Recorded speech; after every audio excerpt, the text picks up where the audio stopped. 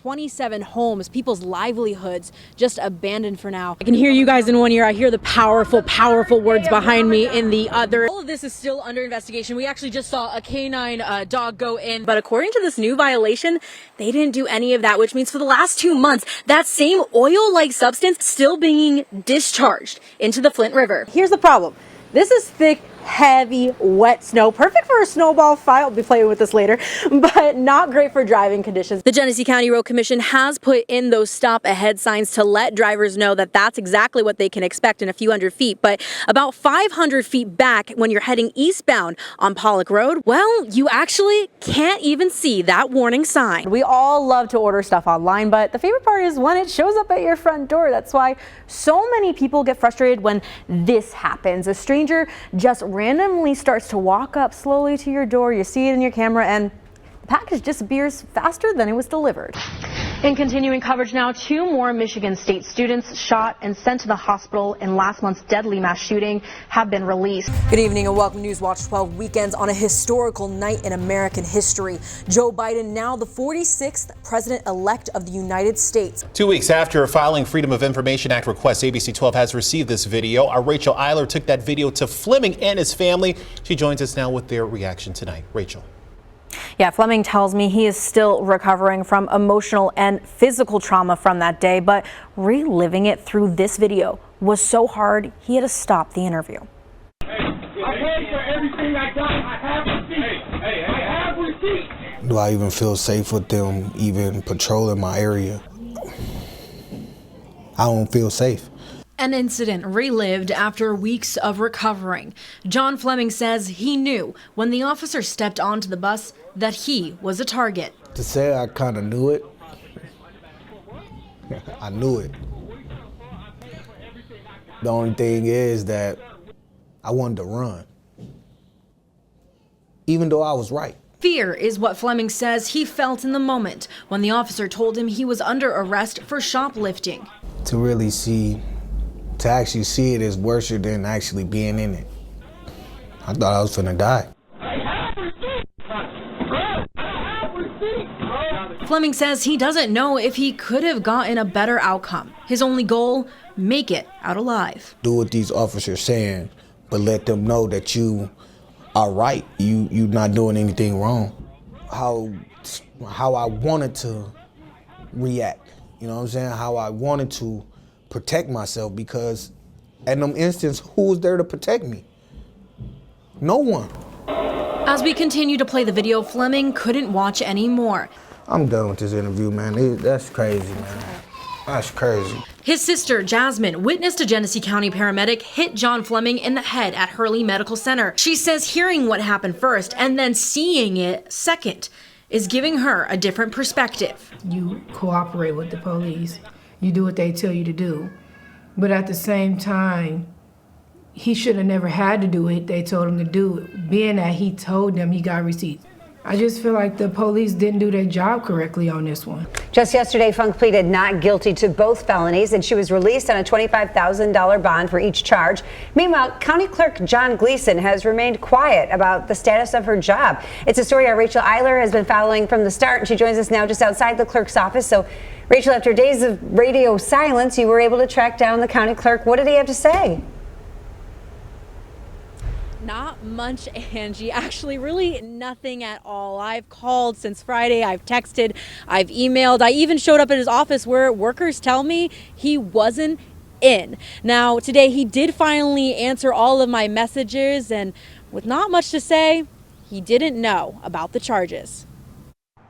Days of silence from the Genesee County Clerk's office broken, but still no answers to the public revealed regarding the charges against the county's election supervisor, Kathy Funk. Genesee County Clerk John Gleason did return my messages this morning, saying he won't do an interview because he wasn't even aware, he says, that his employee has been charged with ballot tampering. However, he added his only statement is, quote, any person who knows the charges is a better person to talk to because they know more than I do, end quote. ABC 12 isn't the only one who couldn't get in touch with Gleason. The County Board of Commissioners is also struggling to get answers.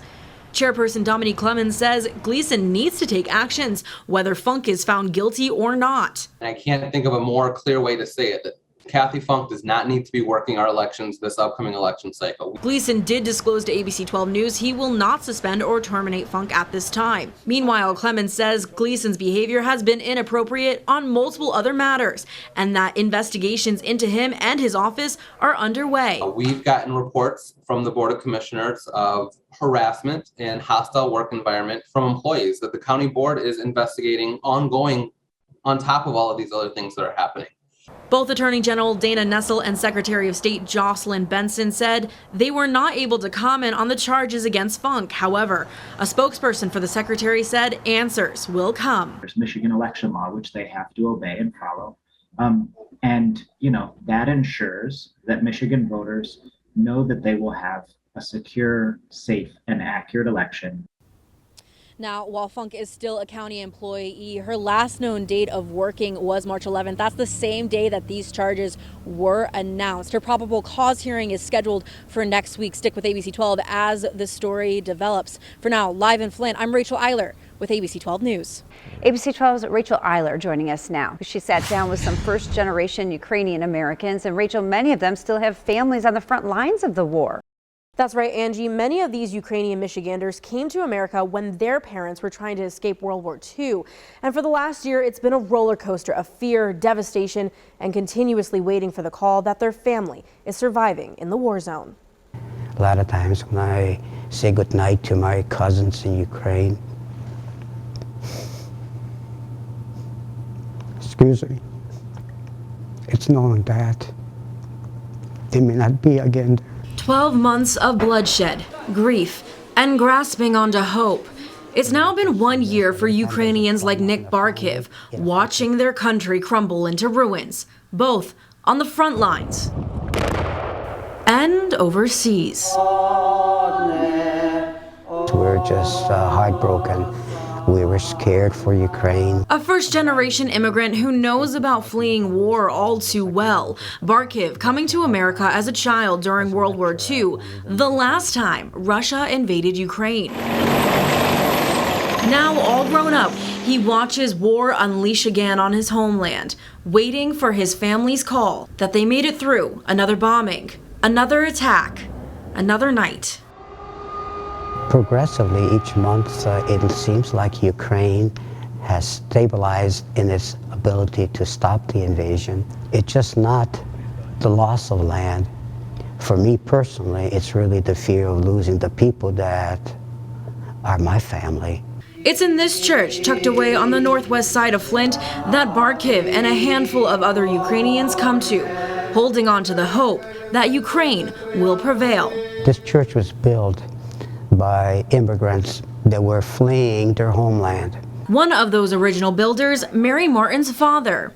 They put the church all together by themselves, and it was just, amazing after they were all done to walk in here, and I feel my dad here.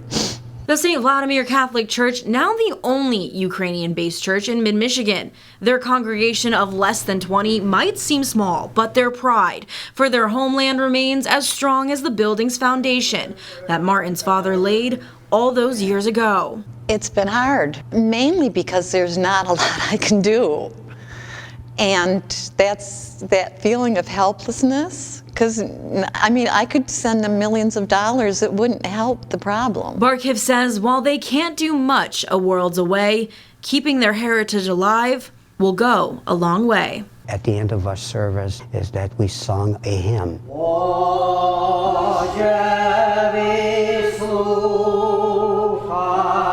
Boże wysłuchaj błagania means God, please hear our prayers. Our land is in destruction. Okay, we beg you, we pray to you that you return our freedom. That song was written for exactly what's going on right now. Because, Ukraine's been in so many conflicts, so many times that somebody wanted that land. I really feel like I love to sing it just really loud, and I know God will hear me if I sing it just loud enough.